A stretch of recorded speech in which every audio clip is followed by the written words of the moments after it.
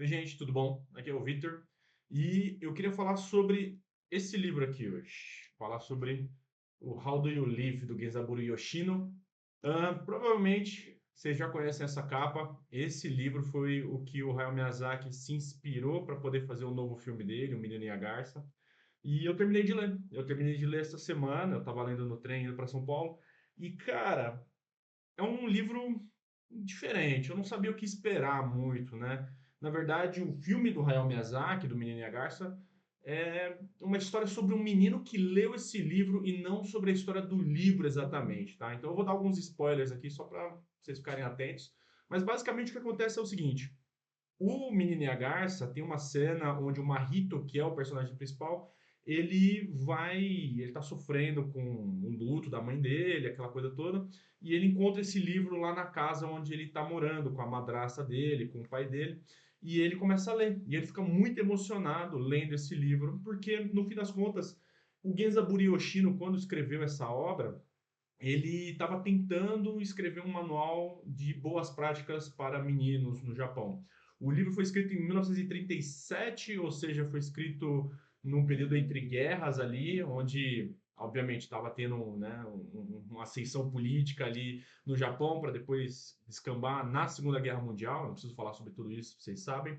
Mas é muito doido porque eu descobri que esse livro ele foi banido, né? Existia uma polícia secreta no Japão chamada Toko, Tokko, e eles estavam basicamente prendendo pessoas que tinham ideias socialistas, anti-imperialistas, pessoas que estavam indo contra aquele regime que estava sendo estabelecido lá na época.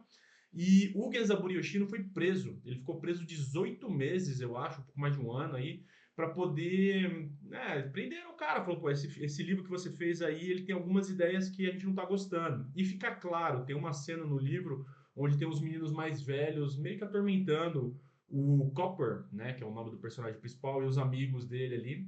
Então é muito doido entender um pouquinho desse background e entender também por que, que o Miyazaki resolveu fazer um filme baseado, né, um filme que tivesse inspiração esse livro, né? Eu acho que tem tudo a ver com as ideias que ele acaba trazendo lá. E é muito doido, né? Porque a ideia inicial era realmente ser um manual de boas práticas, né, de bom comportamento para os meninos da época e tal. E você lendo isso, você consegue entender a ideia. Só que o Genzaburo Yoshino, ele ao invés de fazer um manual de 300 páginas, ele resolveu escrever um livro que é uma ficção, que tem uma história ali que a gente possa acompanhar. O nome verdadeiro do personagem, do protagonista, é Junichi. E daí o Junichi, ele tem um apelido que é Copper. E daí eu fiquei, caramba, por que que chama Copper, né? E depois eles explicam, tem a ver com Copérnicos e tal. E assim como no filme, o Junichi, o Copper, ele tem um tio, né? O Mahito tem um tio avô e o Copper tem um tio que vive ali junto com a mãe dele e tal. E eles são muito próximos. Então o que acontece é o seguinte, eles têm esse relacionamento muito interessante porque o pai do Copper morreu e um dos desejos do pai dele é que eles conseguissem, a mãe e o tio conseguissem fazer o Copper ser uma boa pessoa, né? Uma pessoa que conseguisse refletir a respeito das atitudes da vida, e o tio dele faz isso através de um diário. Então eles conversam, o Copper passa por diversas situações com os amigos dele, uma dessas que eu falei dos mais velhos atormentando ele e tal. E o tio dele registra num diário para depois entregar esse livro para ele poder ler. E é muito doido, porque você lendo, você sente algo que eu tô sentindo na maioria dos livros de literatura japonesa que eu tenho aqui em casa. É uma reflexão. Ele tem uma certa reflexão durante todas as cenas. Uma das cenas iniciais é o tio dele e ele sentados em Tóquio antes do amanhecer, tá uma noite meio fria ali, uma madrugada fria, e ele tá olhando a cidade, toda aquela sensação que está causando o despertar das pessoas, as luzes, e ele acaba criando uma teoria que é a teoria do leite em pó, das partículas e tal, é muito legal.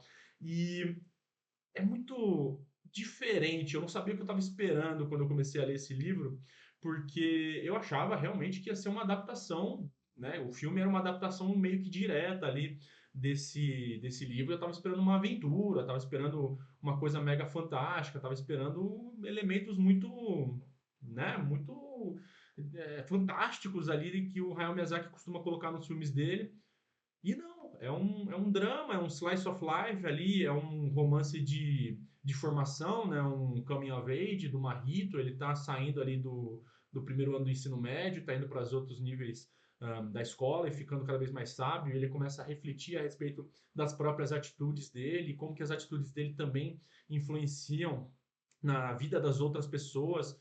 E eu tenho só uma crítica, só, não sei nem se é uma crítica também, mas uma coisa que me fez ter um pouco de desconexão do livro. Obviamente, o livro não foi feito para mim, né? Foi feito para meninos lá em 1937. O Marrito é muito rico, o Marrito, desculpa, o Copper, ele é muito rico. O Marrito também é no filme. O Copper, ele é muito rico, ele tem muito dinheiro. Tem dois amigos dele, que é o Kitami e o Mizutani, eles também têm muito dinheiro. E eu não consigo muito me identificar com essa classe social deles ali, dos caras que são filho de banqueiro, os pais são políticos, são militares, aquela coisa toda, e eles vivem muito, muito, muito bem. Tem um amigo dele só, que é o Uragawa, que é um cara um pouco mais pobre, e ele trabalha com a família numa loja de tofu, tanto que ele é zoado na escola exatamente por causa disso. Ele tem tofu todo dia para comer na marmita que ele leva para a escola, tal. Então, esse arco do Uragawa é mais legal, assim, eu acho. Mas, assim, é um bom livro porque ele traz reflexões a respeito de diversas coisas, não só sobre como você se comporta, mas ele traz algumas lições sobre história, sobre ciência, sobre química. Isso é muito doido porque o Copper vem do Copérnicos, então o livro já começa meio que fazendo um ampassã a respeito do pensamento científico, um pensamento um pouquinho mais crítico e tal. E é legal, é legal, é legal. É um livro que me pegou um pouquinho de surpresa. E é uma literatura infanto-juvenil, na real, né? Não é uma literatura assim para adultos.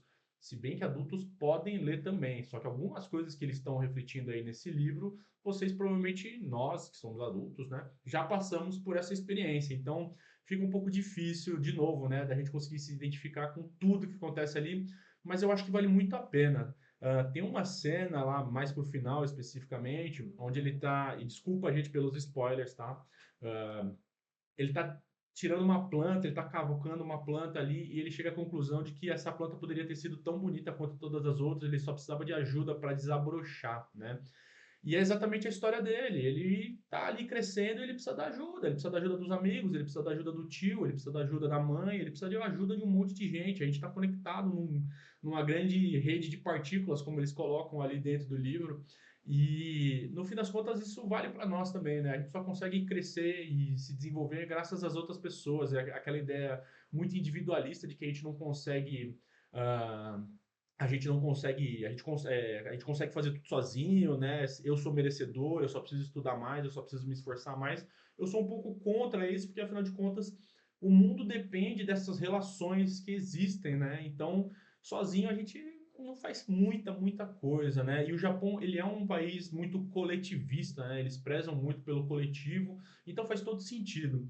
No fim das contas, eu acho que esse livro ele consegue refletir bem o pensamento de um tempo, que foi quando ele foi escrito, em 1937, mesmo com todos os problemas do autor ter sido preso. Esse livro foi reeditado, tá? Ele foi editado na época sem os pensamentos mais progressistas, né? Mais de pensamento individual que o Genzaburo Yoshino coloca, mas essa versão aqui, até onde eu sei, ela é a versão integral. Então ele foi escrito, editado para tirar aquelas partes, foi reeditado depois e agora a gente tem essa versão em inglês, que é muito legal. Eu não sei se existe a possibilidade desse livro chegar em português aqui no Brasil, mas eu acho que é uma leitura que vale muito a pena. Se vocês dominam o idioma inglês aqui, eu acho que é muito valioso, sabe? E é muito. Agora falando mais a respeito do filme do Hayao Miyazaki, né? O Mahito, que é o personagem principal, ele tá ali sofrendo, né? Ele tá em luto com a mãe dele, a madrasta dele, que também é tia dele, tem todo um processo ali de poder se aceitar como mãe, tá grávida também do irmãozinho. Então, o filme e o livro, eles promovem esse pensamento a respeito de como que nós devemos nos comportar e como que nós devemos viver as nossas vidas da melhor maneira possível, tentando, claro, não causar sofrimento para aqueles que estão ao nosso redor, né? Porque no fim das contas acontece, a gente acaba a gente sofre, as pessoas elas nos fazem sofrer e a gente tem que saber lidar com isso, né? É uma parte tanto de aceitação do outro quanto de si mesmo, né? O Marrito, ele tem toda aquela questão das diversas portas que ele entra e sai durante o filme, aquela realidade muito fantástica onde ele foi inserido, né? E é sobre traumas, é um recorte muito específico a respeito de como que ele tem que lidar agora com essa nova situação que ele está e a parte de aceitação. Tem um momento lá que o Marrito pega uma pedra e se bate, então é, tem essa parte também de você se culpar, você se autoflagelar por algo que não é culpa sua, sabe? São coisas que estão além do seu controle e no fim das contas eu acho que, por mais que o filme não tenha sido baseado estritamente no livro, eu acho que eles meio que têm essas ideias, esse espírito que se converge, né? No fim das contas, hum, fica a questão, né? Depois de você refletir a respeito do seu desenvolvimento, refletir a respeito das outras pessoas, refletir a respeito das suas próprias atitudes e de como o mundo é, fica a pergunta, né? Tanto para o filme quanto para o livro. Como que nós vivemos? Como que você vive? Como que você gostaria de viver? E eu acho que isso é uma das coisas, das mensagens mais fortes que existe tanto no livro quanto no filme. E eu acho que vale muito, muito a pena essa leitura. É isso, gente. Obrigado. Tchau.